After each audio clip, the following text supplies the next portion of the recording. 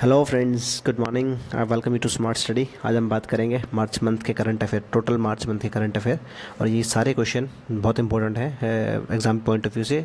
आप इनको बहुत अच्छे से कर लीजिएगा, शायद इससे बाहर कोई क्वेश्चन बनेगा। ठीक है, शुरू करते हैं। फर्स्ट क्वेश्चन, एबल पुरस्कार 2024 किसे दिया गया? ये दिया गया मिशेल टेलेग्रैंड को।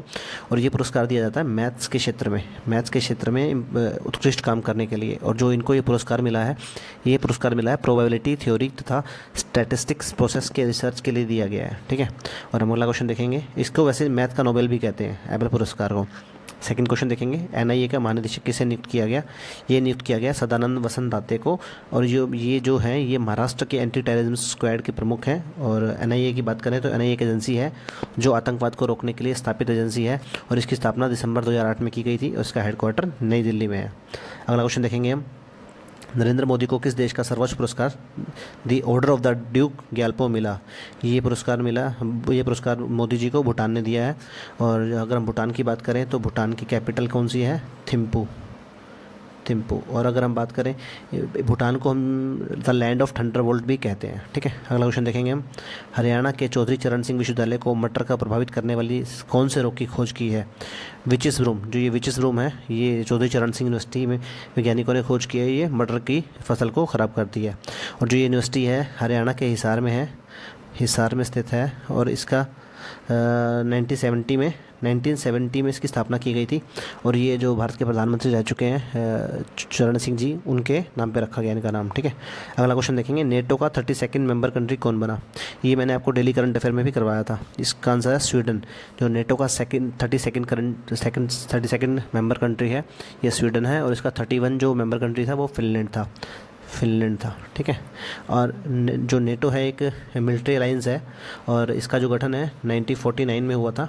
और जो ये इसके जो महासचिव हैं, ये हैं जेंस स्टोल्टनबर्ग। और आपको मैंने बताया भी था, इसका एक आर्टिकल 5 इस नेटो का पूरा है कि आर्टिकल 5 वो कहता है कि अगर किसी नेटो कंट्री पे अटैक किया जाता है तो सारी नेटो कंट्री उसका अटैक सारे नेटो कंट्री अपने ऊपर अटैक मानेंगी। और वो सारी नेटो कंट्री उसका रिटेलिएट करेगी जिस कंट्री ने उस पर अटैक किया है। ठीक है, अगला क्वेश्चन देखेंगे हम, सेला टनल भारत के किस राज्य में बनाई गई? अरुणाचल प्रदेश। जो सेला टनल है, ये भारत के अरुणाचल प्रदेश राज्य में बनाई गई है। और ये चाइना बॉर्डर पर बनाई गई है। ठीक है, और जो ये बनाया किसके द्वारा गया है? ब्रो द्वारा। ब्रो ये क्या है? Border road organisation. ये एनएचआई के अंडर आता है। और ये सारे जो इंडिया के बॉर्डर हैं उन पे रोड बनाने के लिए इसका गठन किया गया था। और इसका गठन हुआ था 7 मई 1960 को। 1960 में से गठन किया गया था। ठीक है, अगला क्वेश्चन देखेंगे हम, प्रो कबड्डी लीग का 10th सीज़न किसने जीता? पुनेरी पल्टन ने। जो प्रो कबड्डी लीग है, इसका 10th सीज़न पुनेरी पल्टन ने जीता है, हरियाणा स्टीलर्स को हरा के। ठीक है, अगला क्वेश्चन देखेंगे हम, समुद्र लक्ष्मण अभ्यास किन देशों के बीच हुआ? इंडिया और मलेशिया। जो समुद्र लक्ष्मण अभ्यास है, ये नेवी अभ्यास है एक। और ये मलेशिया की रॉयल नेवी और भारत की नेवी के बीच में हुआ है। और ये हुआ है विशाखापट्टनम में। ये अभ्यास विशाखापट्टनम में हुआ है। ठीक है, अगला क्वेश्चन देखेंगे, शिग्मोत्सव किस राज्य में मनाया जाता है? गोवा में। शिग्मोत्सव जो त्यौहार है, ये गोवा राज्य का बहुत फेमस त्यौहार है। और इस क्वेश्चन को गाइज एसएससी बहुत पूछती है, बहुत बार एसएससी ने इस क्वेश्चन को पूछा है, तो आप इसको अच्छे से याद रखें।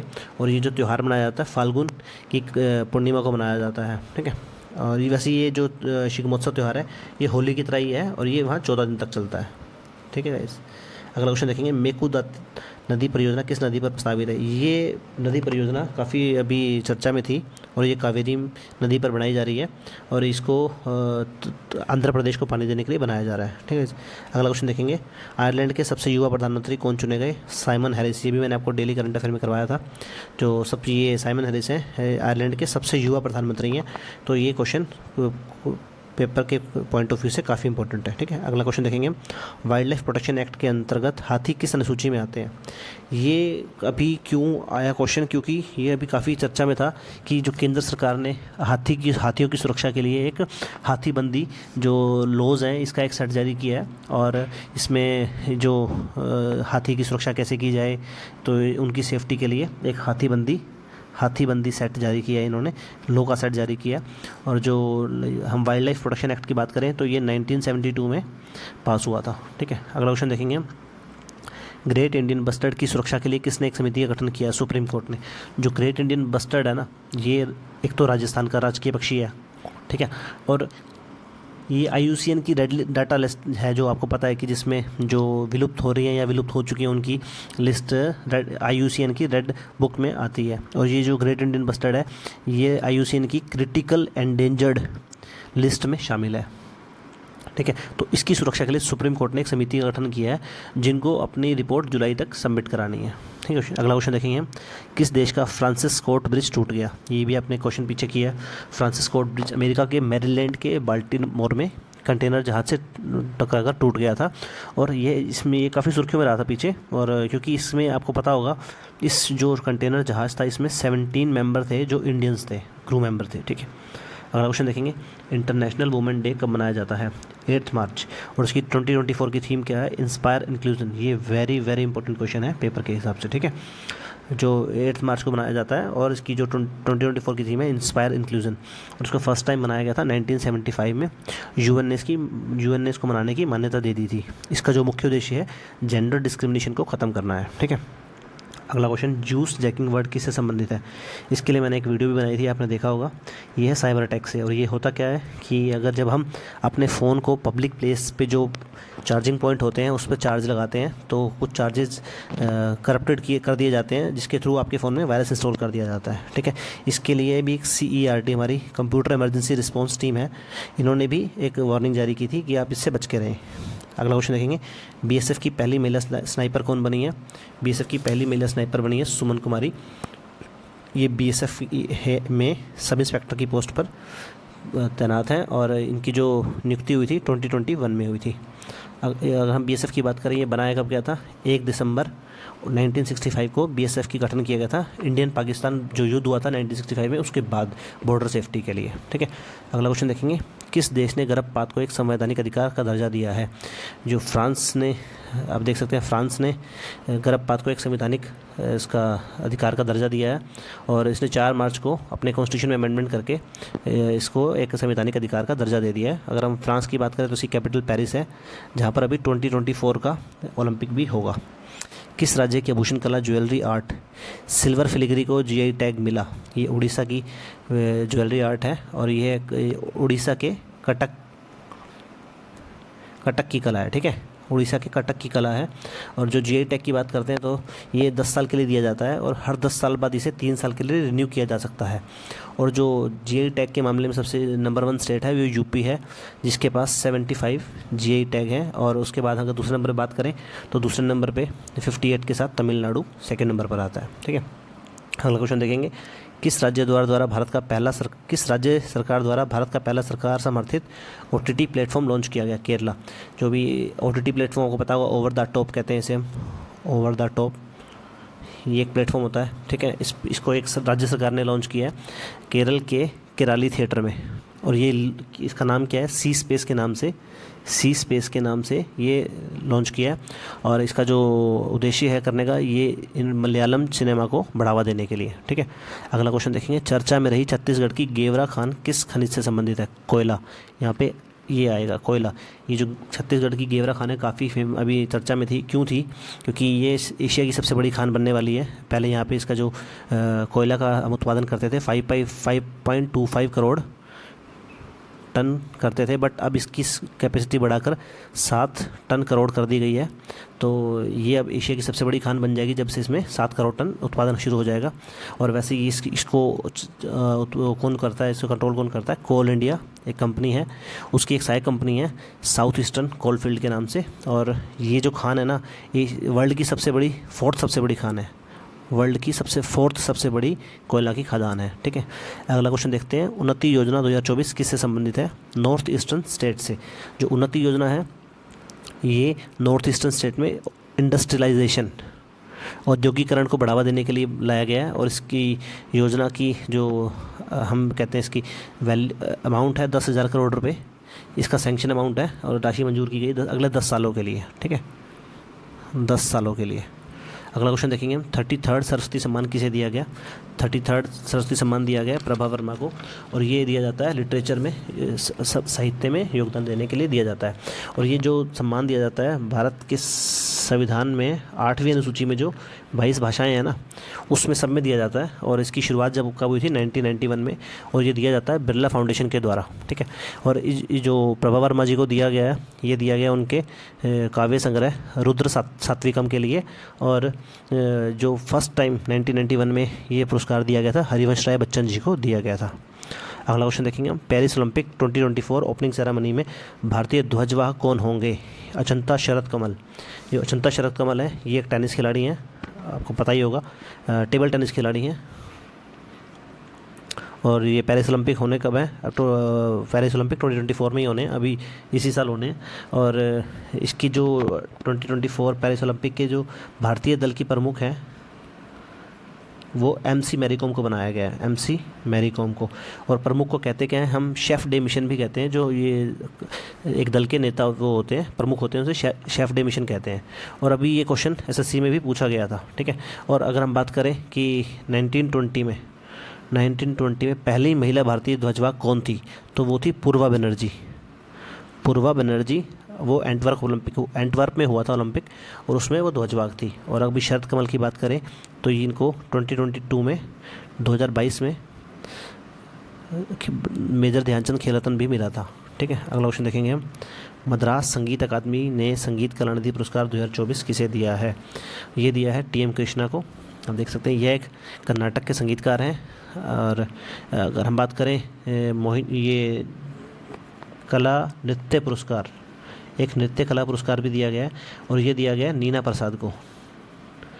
ये मोहिनीअट्टम नृत्यकार हैं, ठीक है। नवरोज का त्यौहार किस समुदाय द्वारा नए वर्ष के रूप में मनाया जाता है? ये है पारसी समुदाय के रूप में मनाया जाता है। अगला क्वेश्चन देखेंगे हम, यूनाइटेड नेशन डेवलपमेंट प्रोग्राम द्वारा जारी जेंडर इनइक्वालिटी रैंकिंग में भारत का स्थान क्या है? ये इसमें भारत का स्थान 108 है।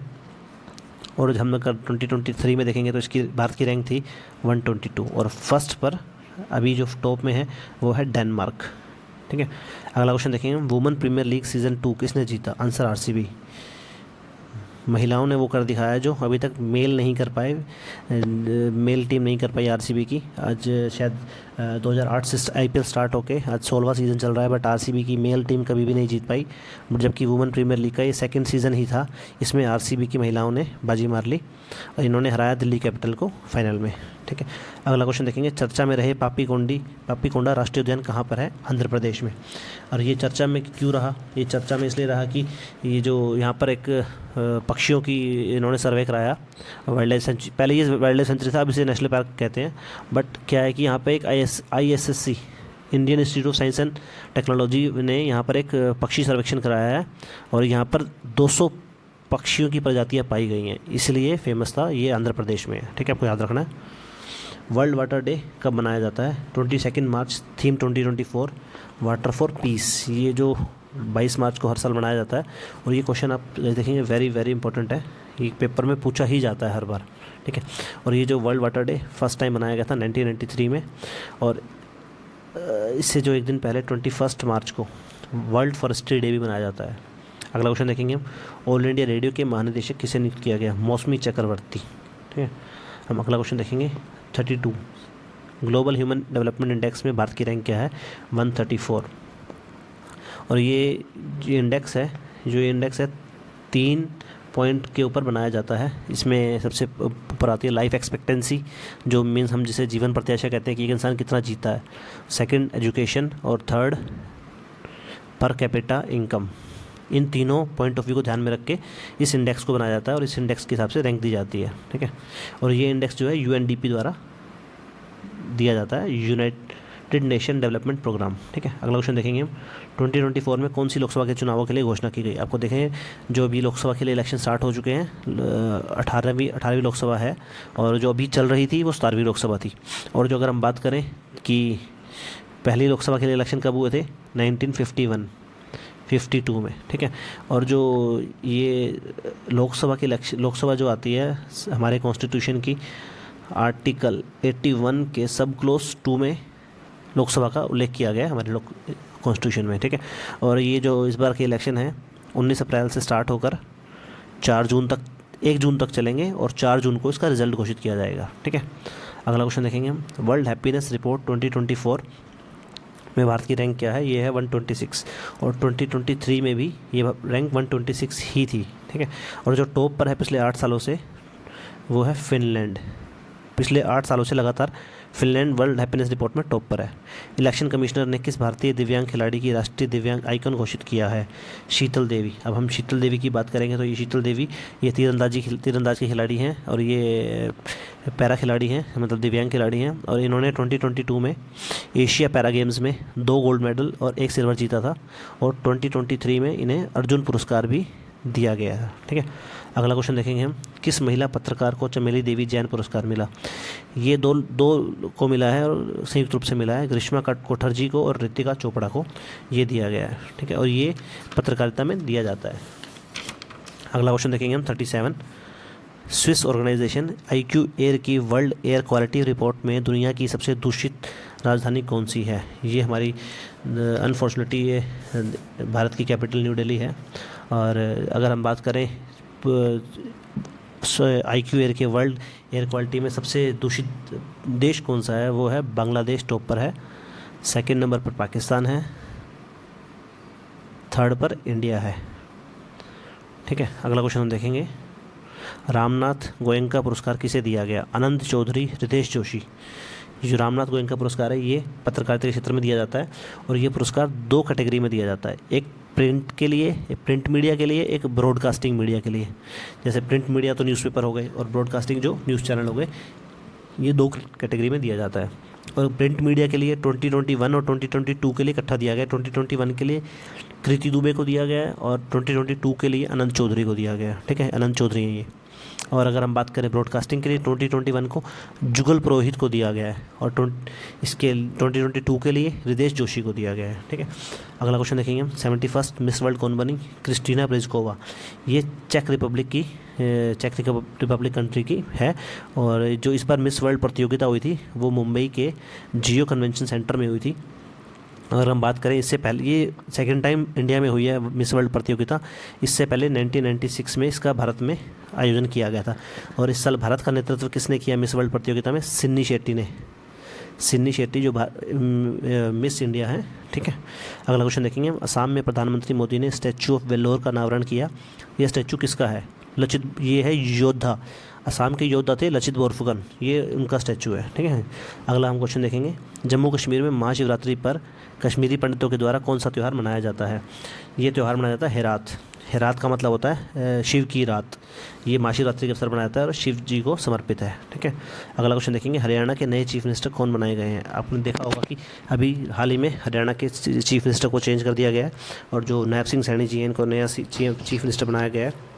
और जो पूर्व CM थे मनोहर लाल जी, इन्होंने MLA की सीट से भी रिज़ाइन कर दिया है और अब इनको MP मेंबर ऑफ पार्लियामेंट की सीट दी गई है और वहाँ से इलेक्शन लड़ेंगे करनाल से ही MLA थे, अब करनाल से ही MP की सीट पे इलेक्शन लड़ेंगे इस लोकसभा में।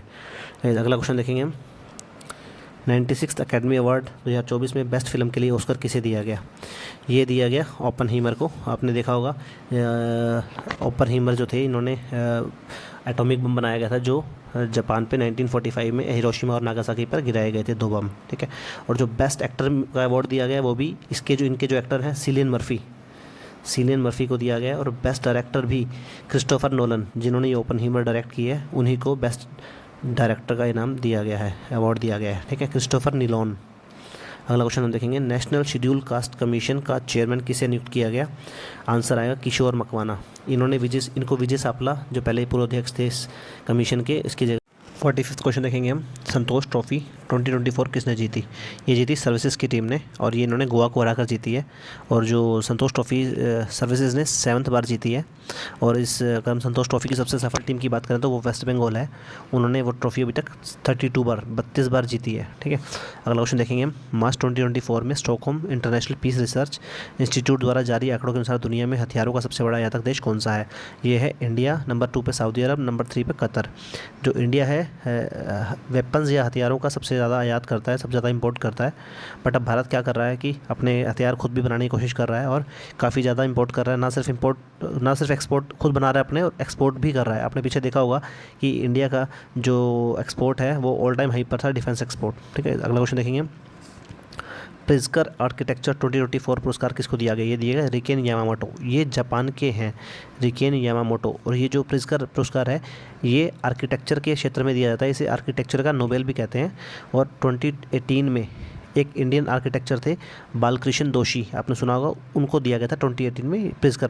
ठीक है, अगला क्वेश्चन देखेंगे। 11 मार्च 2024 को DRDO ने किस बैलिस्टिक मिसाइल का परीक्षण किया? ये अग्नि 5 का परीक्षण इन्होंने किया है और इसकी जो मारक क्षमता है, जिसकी रेंज है वो 5000 किलोमीटर है इसकी अग्नि 5 मिसाइल की। ठीक है, अगला क्वेश्चन देखेंगे हम। फेब 2024 में ICC player of the month किसे मिला?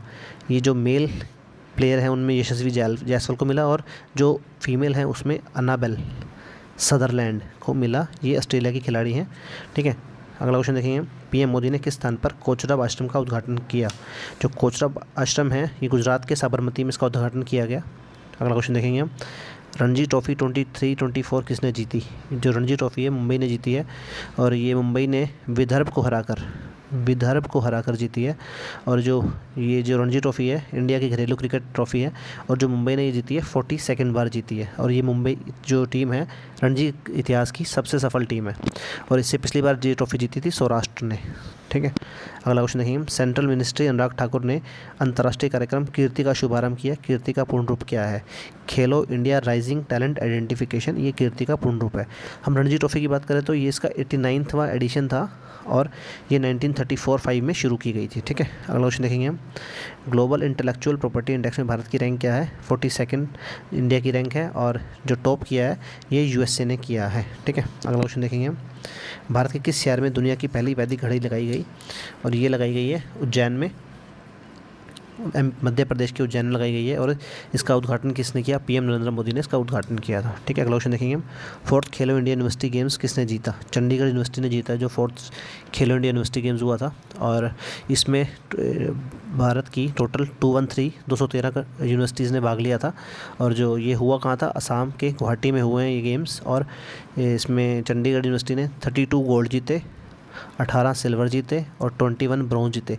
टोटल 71 मेडल के साथ टॉप नंबर पे चंडीगढ़ यूनिवर्सिटी रही। ठीक है, अगला क्वेश्चन देखेंगे हम। सकरैनी उत्सव किस राज्य में आयोजित किया जाता है? ये है नागालैंड में आयोजित किया जाता है और ये जो है नागालैंड की एक अंगामी जनजाति है, अंगामी ट्राइब्स है, ये इस उत्सव को मनाती है और ये 10 दिन चलता है। ये उत्सव 10 दिन चलता है और ये उत्सव जो है इसे पवित्रीकरण तथा शुद्धिकरण का उत्सव भी माना जाता है। ठीक है, इसलिए सैक्रेनी सैक्रेड आप देख सकते हैं, पवित्र चीज़ सैक्रेनी का मतलब पवित्र होता है, तो इसे शुद्धिकरण का उत्सव भी माना जाता है। अगला क्वेश्चन हम देखेंगे। देश का पहला हाइड्रोजन हब पोर्ट किस राज्य में स्थापित किया जा रहा है?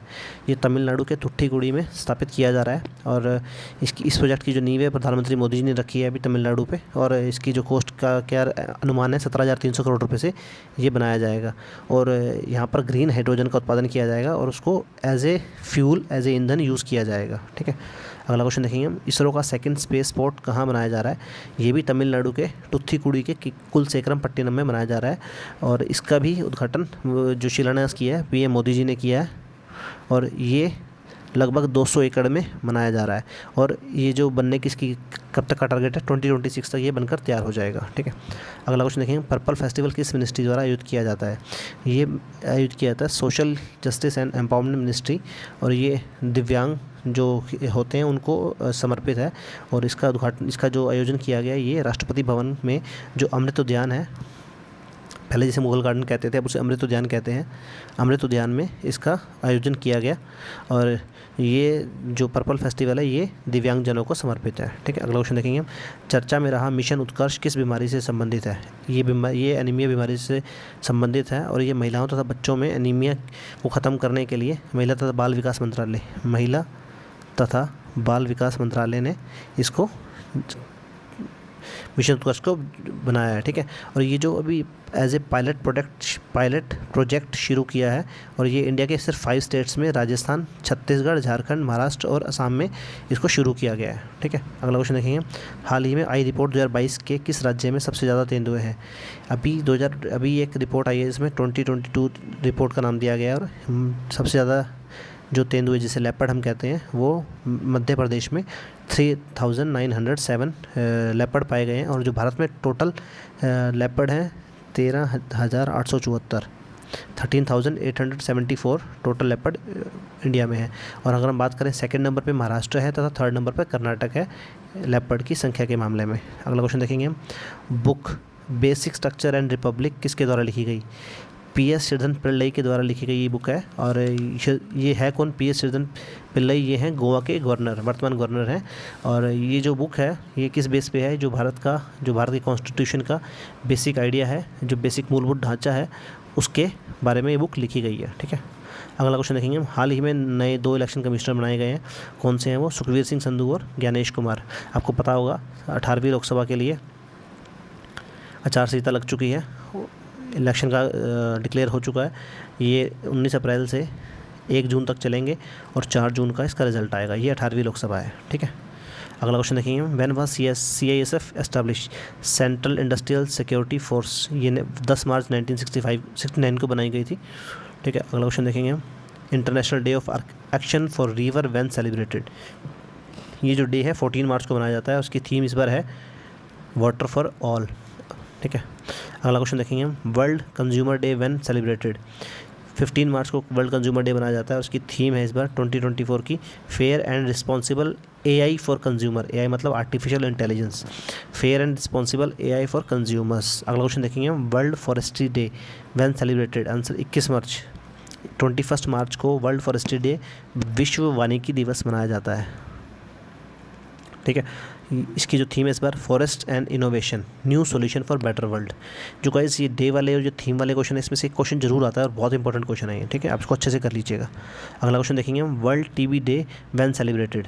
24 मार्च को वर्ल्ड TB डे मनाया जाता है और उसकी थीम इस बार है yes we can end TB। और जो सेंट्रल गवर्नमेंट ने इसको 2025 तक ख़त्म करने का लक्ष्य रखा गया है, और जबकि WHO ने 2030 तक इसको ख़त्म करने का टारगेट दिया है, जबकि इंडिया की सेंट्रल गवर्नमेंट ने इसका लक्ष्य रखा है 2025 तक हम TB को भारत से ख़त्म कर देंगे। अगला क्वेश्चन देखेंगे हम, किस दिन हर साल अर्थ आवर डे मनाया जाता है? लास्ट सैटरडे ऑफ मार्च, जो मार्च का लास्ट सैटरडे होता है, उस दिन हम हर मतलब रात को 8:30 से 9:30 बजे तक 1 घंटा अपने घरों की सारी लाइटें बंद करके इसको मनाते हैं, क्योंकि हम इसे बिजली को कम यूज़ करना कहते हैं, ताकि हमारा जो क्लाइमेट है, जो हमारा ज़्यादा चेंज ना हो, कि इसलिए हम इसको 1 घंटा पूरे घर की लाइट्स ऑफ रखते हैं। और इसको मनाने की शुरुआत 2008 सिडनी ऑस्ट्रेलिया से की गई थी। तो गाइस ये थे मार्च मंथ के करंट अफेयर, और ये बहुत सारे करंट अफेयर बहुत इंपॉर्टेंट थे। आप इनको ढंग से कीजिएगा। ठीक है guys, okay guys, thank you.